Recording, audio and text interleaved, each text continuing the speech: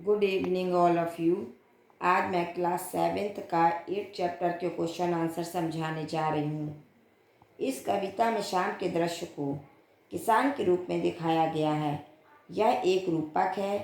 इसे बनाने के लिए 5 एकरूपताओं की जोड़ी बनाई गई है। उन्हें उपमा कहते हैं। पहली एकरूपता आकाश और साफे में दिखाते हुए कविता में आकाश का साफा वाक्यांश आया है। इसी तरह तीसरी एकरूपता नदी और चादर में दिखाई गई है, मानो नदी चादर सी हो। अब आप दूसरी, चौथी और पांचवी एकरूपताओं को खोज कर लिखिए। तो लिखिए, आकाश का साफा, पलाश के जंगल की अंगीठी, नदी चादर सी, सूरज की चिलम, भेड़ों के गले सा अंधकार। नेक्स्ट क्वेश्चन है इसका, शाम का दृश्य अपने घर की छत या खिड़की से देखकर बताइए। शाम कब से शुरू हुई है?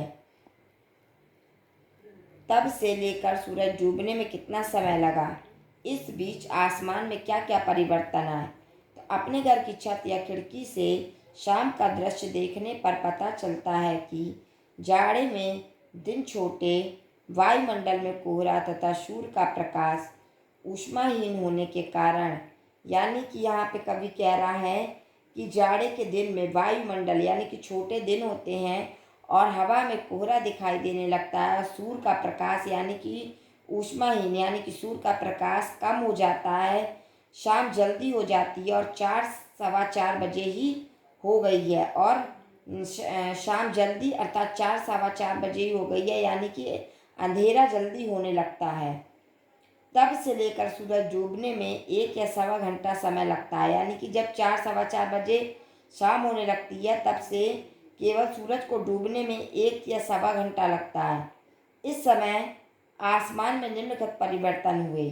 आसमान में सूर्य का प्रकाश कमजोर पड़ता गया, यानी कि आसमान में सूर्य का प्रकाश कम दिखाई देने लगा, अर्थात धुंधलापन बढ़ता गया, यानी कि कोहरा बढ़ने लगता है। आसमान में उड़ते पक्षी अपने घोंसले की ओर लौटने लगते हैं और शाम होते ही जहाँ सूरज डूबने का टाइम आता है तो पक्षी भी अपने घोंसले की तरफ लौटना शुरू कर देते हैं। पूरब की दिशा में प्रकाश समाप्त हो गया है, यानी कि पूरब की दिशा में से रोशनी कम होना शुरू हो गई है सूरज की, और क्षितिज से अंधेरे का आगमन होने लगा और आकाश से यानी कि क्षितिज यानी कि आकाश से अंधेरे का आना शुरू हो गया है। नेक्स्ट पॉइंट है, डूबते सूरज के आसपास आसमान पर लालिमा छा गई है, यानी कि डूबते सूरज के जब सूरज डूबने लगता है तो सूरज के आसपास लालिमा छाने लगती है, यानी कि आसमान लाल दिखाई देने लगता है तथा पश्चिम दिशा में कुछ लाल रेखाएं आसमान में दिखने लगती है। तब पश्चिम दिशा जहाँ पर सूरज डूबने लगता है तो वो उसमें आसमान में यानी कि लाल रेखाएं, लाल लकीर दिखाई देने लगती है। नेक्स्ट क्वेश्चन है, मोर के बोलने पर कवि को लगा जैसे किसी ने कहा हो, सुनते हो? नीचे दिए गए पक्षियों की बोली सुनकर उन्हें भी 1 या 2 शब्दों में बांधिए। कबूतर, कौआ, मैना, तोता, चील, हंस। तो कविता, कबूतर खत ले लो, कौआ मेहमान आएंगे, मैना गाते हो, तोता पढ़ते हो, चील देखते हो।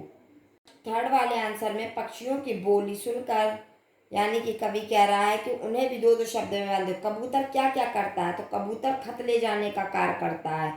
कौआ मेहमान आएंगे, यानी कि कौआ काव काव करके ये बताने की कोशिश करता है कि जब कौआ हमारी छत पर बोलता है तो हम लोग ये आभास करते हैं कि आज हमारे यहाँ कोई मेहमान आएगा। मैना गाते हो, यानी कि मैना जब गाती है तो ऐसा लगता है कोई गाना गा रहा। तोता पढ़ते हो, यानी कि तोता जो है उसको हम लोग पढ़ाते हैं, उसको रटवाते हैं। और चील देखते हो, यानी चील देखने का काम करता है। इसी प्रकार से कविता से आगे, इस कविता को चित्रित करने के लिए किन किन रंगों का प्रयोग करना होगा? तो इस कविता को चित्रित करने के लिए नीला, लाल, भूरा, काला, हरा, कत्थई रंगों का प्रयोग करना होगा।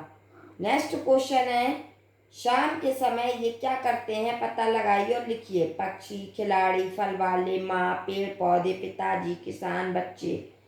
तो शाम के समय ये निम्नलिखित कार्य करते। पक्षी यानी कि कलरव करते हुए, कलरव यानी कि अपनी आवाज़ ची ची ची की आवाज़ करते हुए उड़कर अपने अपने घोंसले की ओर चले जाते हैं। पेड़ पौधे पेड़ पौधे क्या करते हैं, उन पर खिले फूल मुरझा जाते हैं। जैसे शाम होने लगती है तो उन पर जो फूल खिले होते हैं उनका मुरझाना शुरू हो जाता है।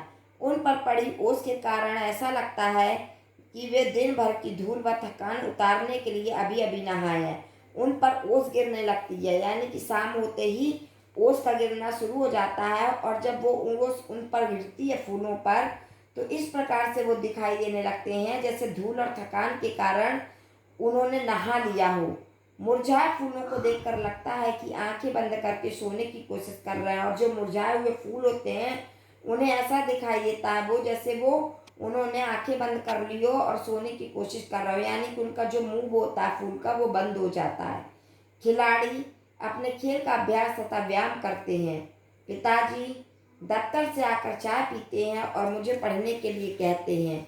फल वाले ऊंची आवाज में बोलकर फल बेचने की कोशिश करते हैं और लोगों का ध्यान आकर्षित करते हैं, क्योंकि उन्हें लगता है कि जो फल बचे हुए हैं वो शाम होते होते जैसे में वो बिक जाए।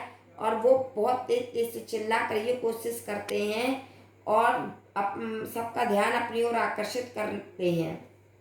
किसान अपने बैलों के साथ खेत से वापस आते हैं और बैलों तथा गायों को चारा पानी देते हैं। किसान जो है वो शाम होते ही अपने बैलों को लेकर वापस आते हैं अपने अपने घर और उनको खाने पीने के लिए चारा पानी देते हैं। माँ परिवार के सदस्यों के लिए भोजन पकाती है और बच्चों का गृह कार्य कराती है। बच्चे खेलते कूदते शोर करते हैं, टेलीविज़न देखते हैं तथा कुछ बच्चे माता पिता का कहना मानकर पढ़ने बैठ जाते हैं। हिंदी के एक प्रसिद्ध कवि सुमित्रानंद पंत ने संध्या का वर्णन इस प्रकार किया है।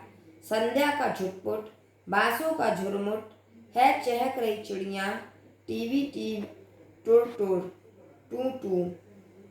ऊपर दी गई कविता और सर्वेश्वर दयाल जी की कविता में आपको क्या मुख्य अंतर लगता है, लिखिए। तो इस कविता और सर्वेश्वर दयाल की कविता में प्रमुख अंतर है। इस कविता में केवल पक्षियों के कलरव का वर्णन है, यानी कि पक्षियों के बारे में बताया है, जबकि सर्वेश्वर दयाल सक्सेना ने कविता में पहाड़, नदी, पलाश के खिले फूल, डूबते हुए सूरज, बोलता मोर तथा आसमान के गहरे अंधेरे का वर्णन किया है।